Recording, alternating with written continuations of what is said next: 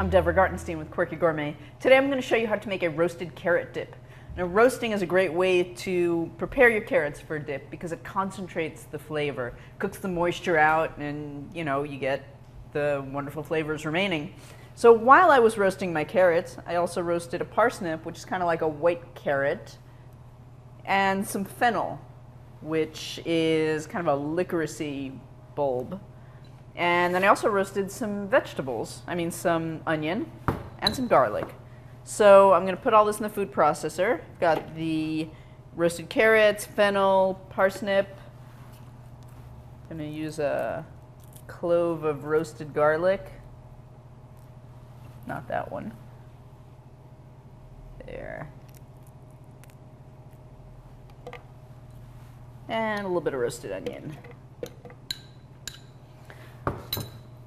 I've got some herbs from my garden, got some rosemary. I'm gonna chop up the rosemary a little bit by hand before I put it in the food processor because the needles tend to just stick to the side of the food processor and you want it to get chopped up nice and small.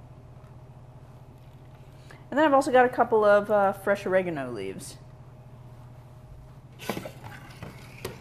Gonna add some olive oil to this. Will make it process a lot smoother.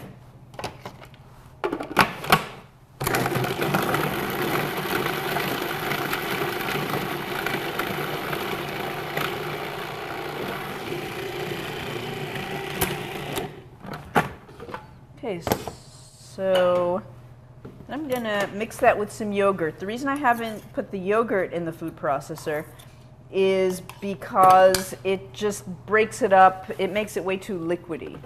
And you want it to be thicker if you're going to dip stuff in it. So here's the roasted carrots and the other roasted vegetables, along with the yogurt. And here's a little bit of salt and just a little bit of lemon juice.